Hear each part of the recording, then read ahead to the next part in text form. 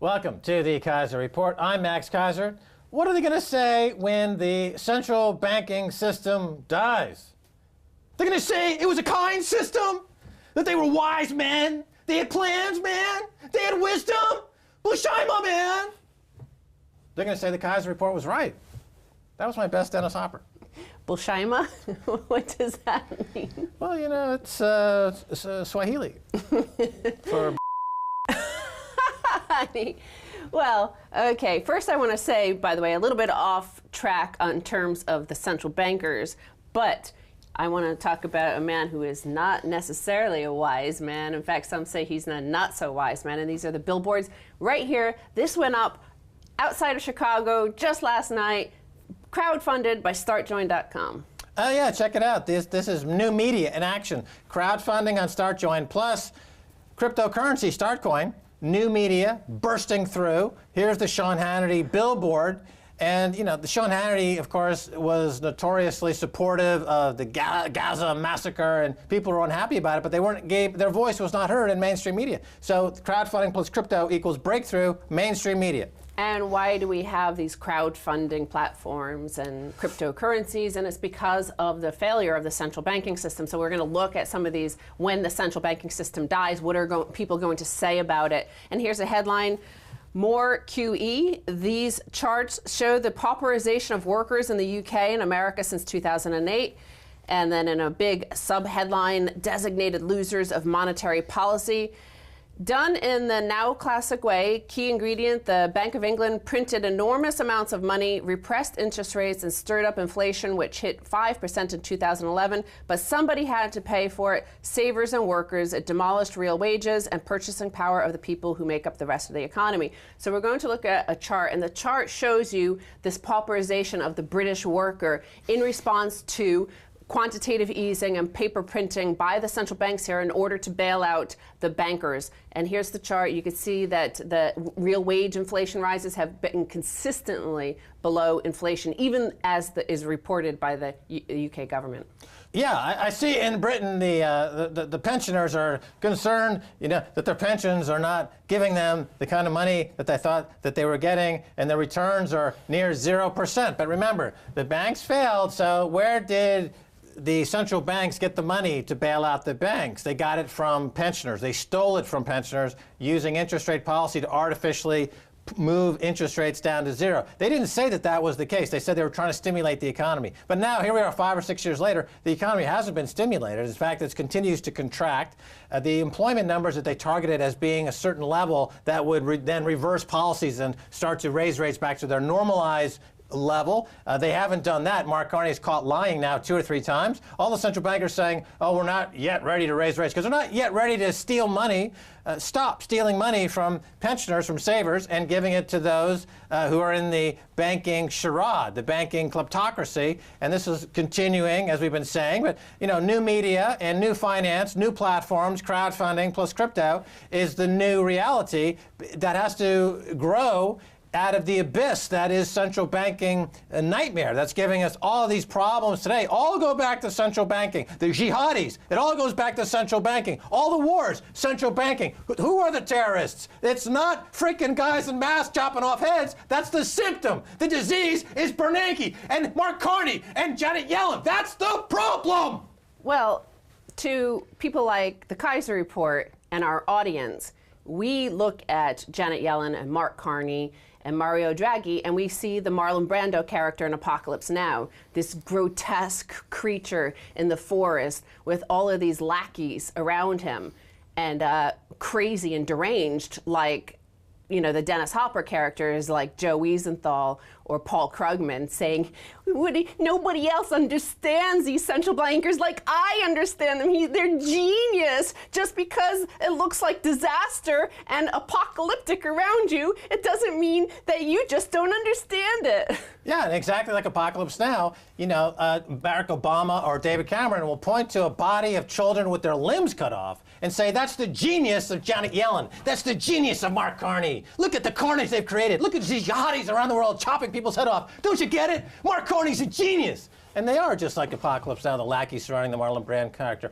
Up the river, the heart of darkness. And but the new media, cryptocurrencies and crowdfunding is here to obliterate those guys. And so here is the next headline regarding the United Kingdom. Under 30s being priced out of the UK, says social mobility czar. Since the financial crisis, the Bank of England has jumped through hoops to bail out the city. And this is regarding Alan Milburn, a former cabinet minister in the Labour government, and now he's on this. It's ironic, actually, to have a social mobility czar. You know, the opposite of social mobility would be a neo-feudal, feudal sort of system. Well, Britain is on the verge of becoming permanently divided between tribes of haves and have-nots, as the young increasingly miss out on the opportunity enjoyed by their parents' generation, the government's social mobility czar says. And he says in particular that they're priced out of the housing market. So this is what the only option for social mobility is, having a house here and being able to, you know, policy set around it, first of all, limiting supply, and then forcing huge amounts of capital and corrupt cash, money laundered cash from around the world into the same properties. Yeah, I mean, my message to the young people in Britain is that they don't have to join jihad. They don't have to do that. That's the only alternative that David Cameron is giving them. The blowback is that people are getting destroyed here in the country because of these policies that favor the upper tenth of a percent. Okay, they can do other things. They can go down the path of cryptocurrencies, crowdfunding, P2P, social networking.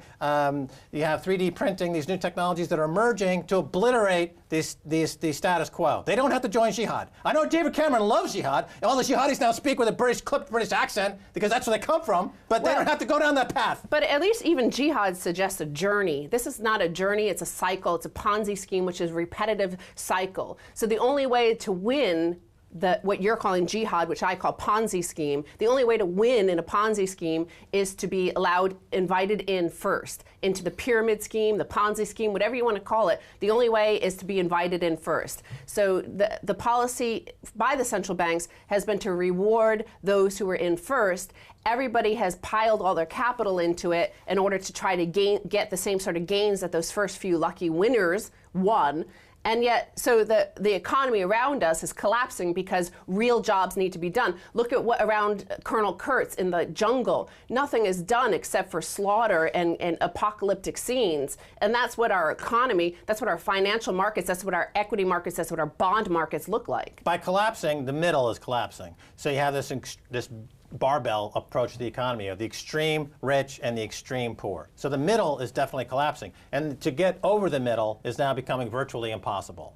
And the point of having a social contract between those who are the elected representatives and those who do the electing is that they work together to have a beneficial, mutual end. But here in the UK and in the US, that social contract has been severed. That's why when you have a debate between Johnny Rotten or John Lydon versus Russell Brand on whether to vote or not to vote, and Russell Brand says don't vote, Johnny Lydon says, well, you might as well vote. I side with Russell Brand because the social contract is broken, Johnny Rotten. Therefore, as John Locke said many years ago, the people must revolt. The social contract has been broken for those under 30. That's why the likes of Johnny Rotten probably bought some of Margaret Thatcher's Help to Buy projects. He's probably raking in. He was first in on the Ponzi scheme that I talked about. Those under 30 or near 30 never were able to get in on that Ponzi scheme of free cash. So that's why that's the contract that's been broken, is between the previous generation and this generation, the millennial generation, as they call it.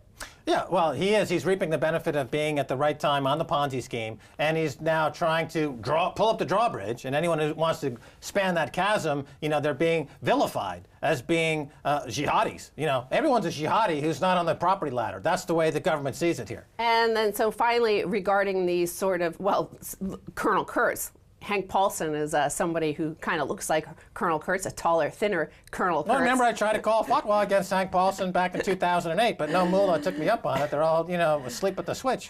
Well, they threw quite a lot of moolah at him, and this is the AIG bailout trial bombshell number 3. Paulson lied to Congress about TARP.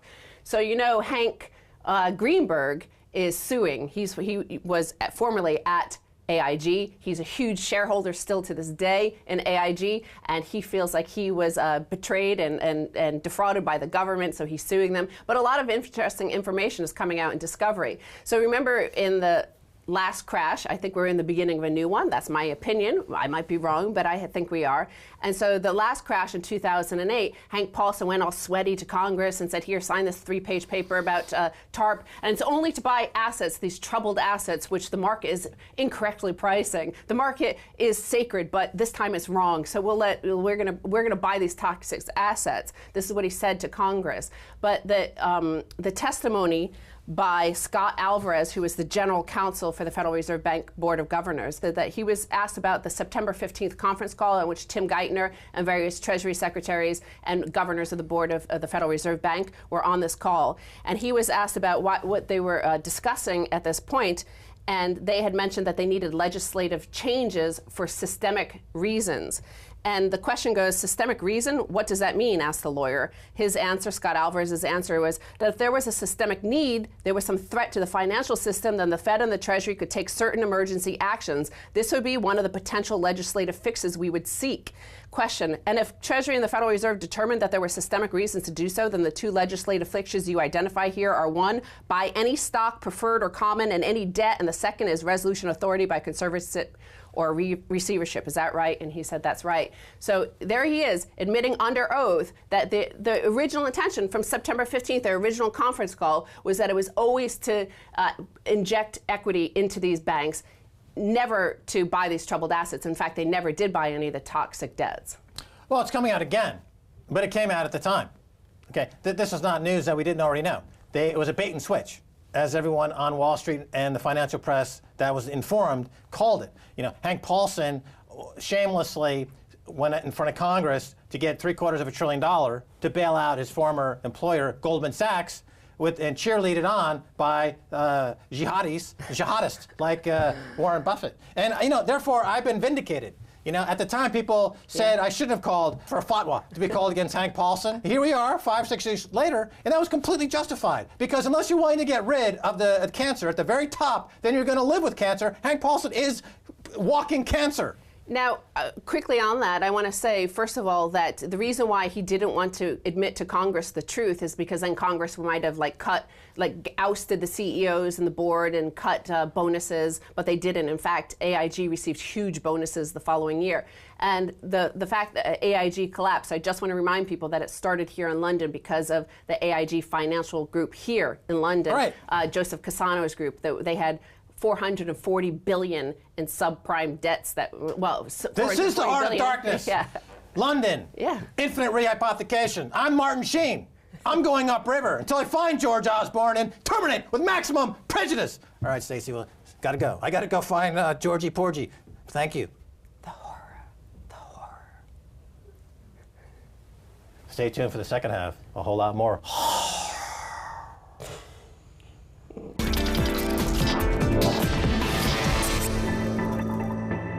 Welcome back to the Keiser Report. I'm Max Keiser. Time now to turn to Mitch Firestein, author of Planet Ponzi. Mitch, welcome back to the Keiser Report. Hi.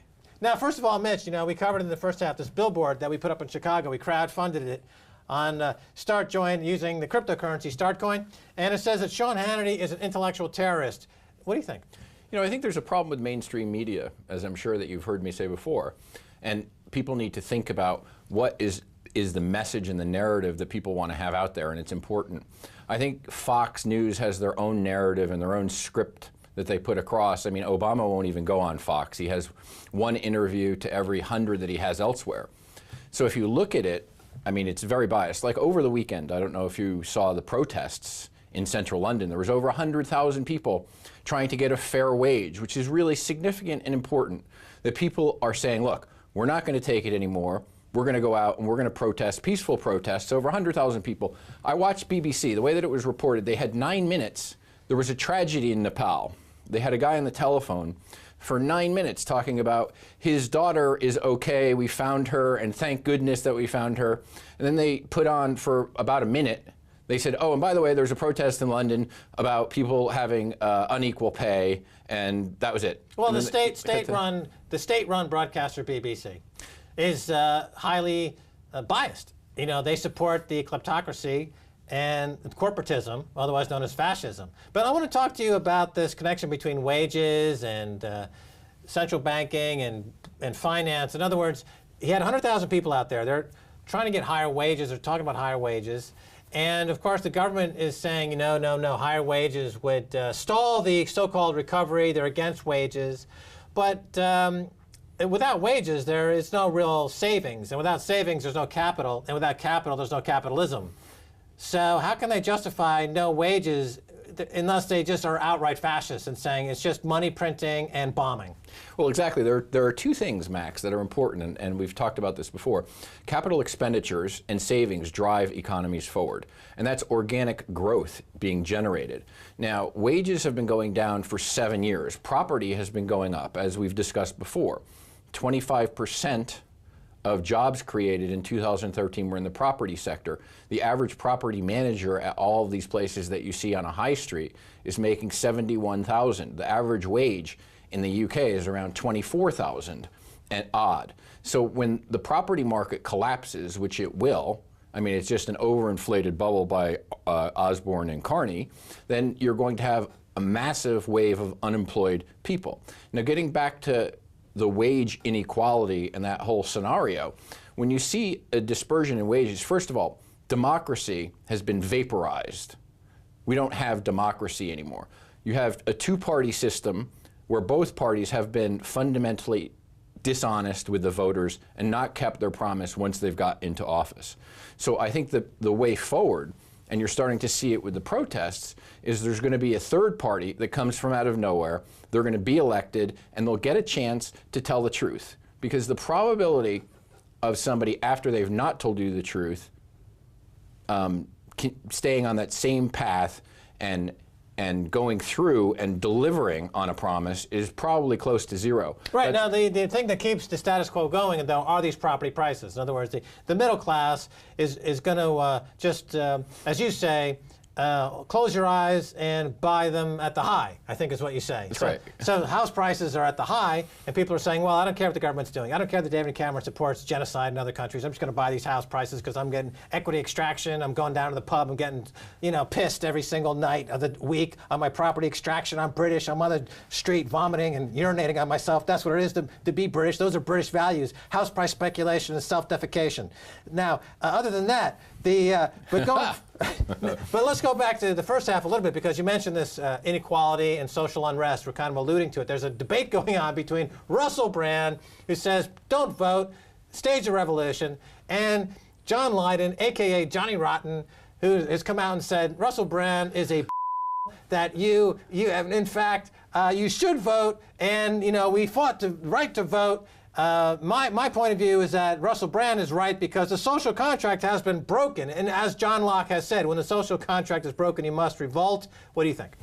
Well, I think Russell Brand has a point. He's articulated it very well when he was on Newsnight. I watched that, and they probably would never have him back on Newsnight because they don't like having guests on that can articulate an argument properly. So if you put together facts, that's one thing that scares the mainstream media away. If you have a factual argument, they really don't want to hear it. I think that it's really important. We're in an election cycle in America, and what the big topics are Ebola and ISIS. And especially in the UK, none of the parties want to talk about debt, Max. That's the elephant in the room. I was going to bring an elephant here. Not really. But you mean Boris Johnson? Yeah, exactly. Yeah, he's right next door in his little cage. Wave. Hi, Boris. But here's the point. Look, people want to talk about deficit reduction. The debt in this country is going up between 2 and 3 billion pounds a month. That's what the debt is going up. So is that a catastrophe waiting to happen? You bet it is, because revenues are declining, wages are going down. So I want to see let me jump the in two here parties. for a second. Let me jump in here. Let me jump in. Darn it, it's my show. Now there's a chart that came out. You love charts. I'm going to talk about a chart. Oh man, okay. It's talked about the fact that over the past 5 or 6 years, the prices of stuff that people are paying are up 15%, but the wages are declining 5%.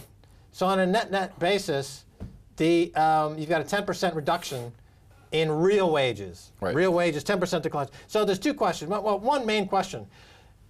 how can the prices are up 15% in 5 years? Isn't that inflation? And so how can, when Mark Carney gets on television or he talks before the Monetary Policy Committee or in the House of Commons, he's quoted in the House of Commons and saying, we're fighting deflation. There's no inflation. So how can he get away with that? Clearly, somebody's lying here. You're right, but here's the point. Who's going to come out besides on this program where we're going to say, look, there is inflation because wages have been declining and the average person can't survive. That's why you had these protests in the street. So how are they going to make up the shortfall is, I guess, the question. People are using their houses and their property as an ATM. So they've extracted money from their property, second, third, fourth mortgage. House prices in London are going up an average of 480 pounds a day. That's right. So you don't have to work a stitch, and you can extract 400 pounds a day, essentially.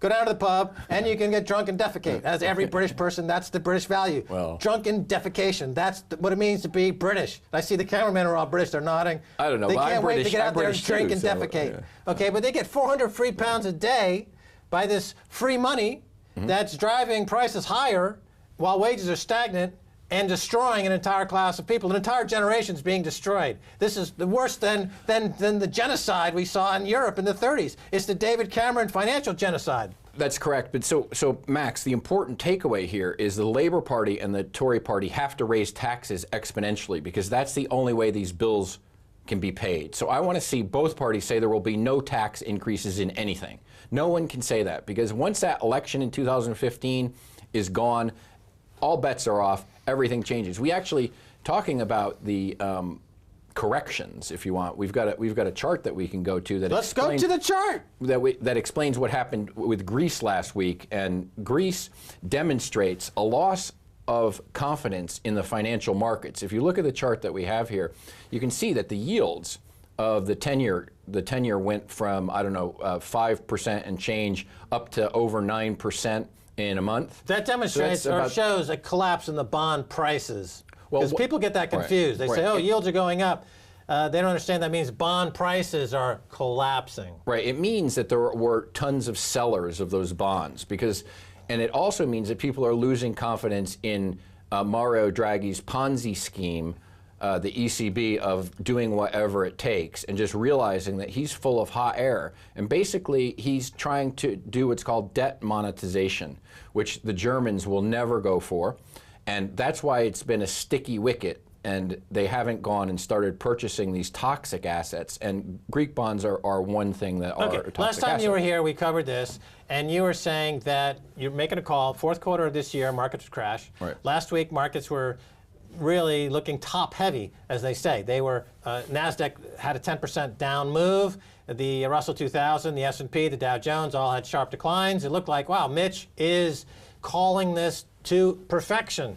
So, but my feeling is, and I think we're still, the jury's still out on this, you talk about Mario Draghi, you talk about the European Central Bank, you say that they will never buy toxic debt, but in my view, they will. They will come in, they'll buy $10 trillion worth of, or euros worth of toxic debt, and the Ponzi scheme will be extended for another year. That's my call. At the moment, I'm looking shaky with my call. Well, no, Max. I didn't say that they'll never do it, but it's illegal for them to conduct a program that's monetary. Yeah, but these guys don't obey any laws. They write the laws as they go along. What law? What rule of law do they obey? Does Jamie Dimon obey any law? Does Lloyd Blankfein obey any law? Does Mario Draghi obey any law? No. They can break the law on their way to the men's room. They can't take a without breaking the law. They are law-breaking personified.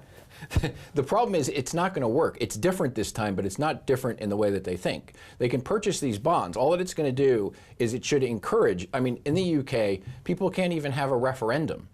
You know, people have wanted to have a referendum on an in-out EU membership for the past 10 or 12 years. All right, let's go back to Greece stuff for a second. In other words, you're saying that if Mario Draghi, in fact, balks, he doesn't buy the toxic debt, and the Ponzi scheme that's gone around the world for years and years hits finally the immovable object called the ECB. Right. So we're talking about a revisitation of the 2008 crash scenario, but much worse, right? That's exactly right. Well, they're out of bullets. The gun is empty. His bazooka is empty. And there's not liquidity in any of these markets. That was demonstrated last week. You see the bond prices, they gapped.